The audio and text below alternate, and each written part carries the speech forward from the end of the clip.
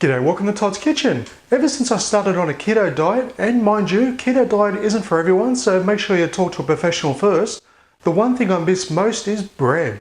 I love bread, but this recipe is so simple, so easy, it's healthy and keto friendly. So join me today as I show you how to make keto bread. Okay, so we're going to start this off in a mixing bowl. So first thing we're going to add in is 6 eggs. So already we've got plenty of protein for this bread recipe. And then to that 1 cup of low fat Greek yogurt, or you can use full fat, makes no difference. The point is it's very low in carbs and sugar. Now this is actually my homemade yogurt that has basically no carbs and no sugar whatsoever. And I'll leave a link at the end of this video on how to make your own, because it's very healthy for you and delicious. And then to that 1 tablespoon of baking powder. Now with a hand or stand mixer, we're going to mix this up for say about 2 to 3 minutes, just until everything is well combined.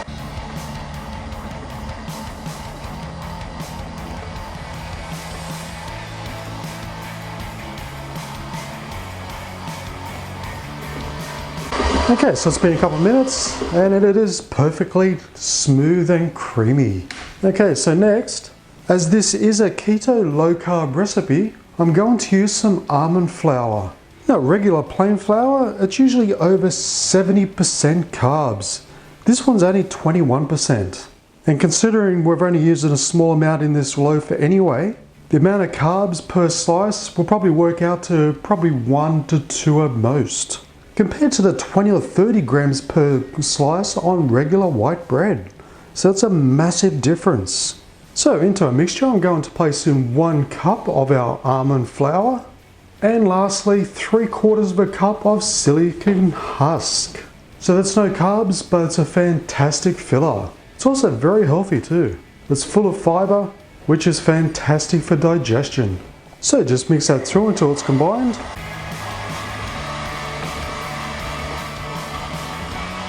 And once all the lumps are gone, it's mixed. Now you can have it just as is, but I'm going to add a little bit of extra to it, which is completely optional. And by that, I'm talking about nuts. Now I've got some walnuts and I've got some pistachios. And these are very healthy, and they're also a very good fat to use, especially for a keto diet. You still want those fats, but you want those healthy fats. Now I'm not going to put them in full size, so I'm just going to use a rolling pin and just lightly break them up. So you get to that more seed type consistency, like a multi-grain bread, but with nuts instead.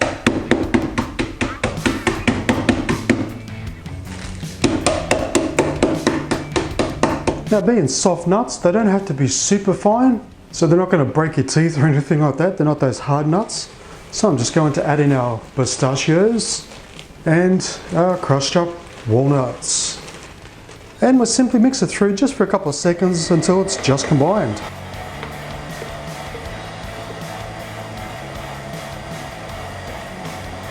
And that's it, we're done. Okay, so I've just got a loaf pan that I've lined with some non-stick parchment paper. So we just simply place that mixture into our loaf pan. So we're just going to even it all out.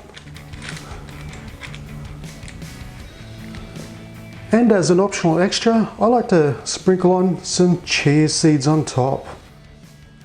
They're full of fiber, omega-3, and they're just outright healthy for you. So you don't need too much, just enough to cover the top.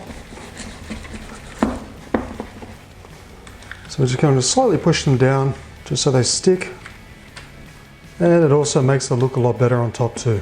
So the reason we're only putting them on the top and not mixing them in the loaf as well is because they work the same as Psyllium Husk, where they draw in the moisture. So if you put the Psyllium Husk in with the seeds, you're going to come out with a very dry loaf. So only place them on top of the loaf, not in the loaf. Okay, so lastly we're going to place it into a preheated oven at 180 degrees Celsius or 350 degrees Fahrenheit for 55 minutes. So after 55 minutes, we're going to place a skewer inside the loaf And if the skewer comes out clean, it's ready. If not, but if it comes out a little moist, just leave it in there for another 2 to 3 minutes at a time until the skewer comes out clean.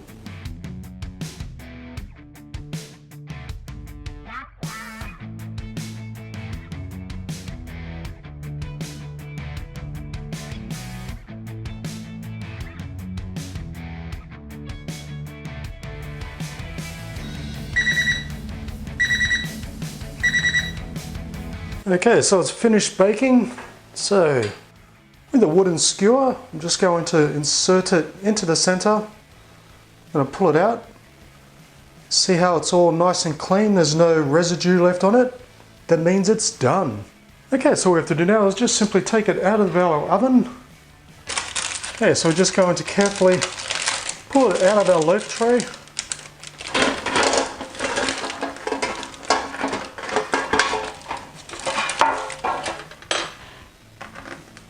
Onto our wire rack, and we're just going to let that cool away for about 1 to 2 hours, and it's ready to serve. But of course, if you want to serve it in half an hour where it's still nice and warm, that's up to you, where you get that nice melted butter feel. Okay, so our bread is completely cooled down. Now all we have to do is just, with a bread knife, we're just going to slice right into it. And just look at the lovely texture. It is cooked perfectly. It feels fantastic, just like normal bread.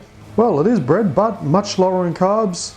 Basically no carbs per slice, no sugar, and it's incredibly healthy too. Now you can use a more narrow loaf pan if you choose, so you can get some more height, or you can increase ingredients, but just keep an eye on that cooking time. So this really is a fantastic recipe to make at home. It's basically a guilt-free bread.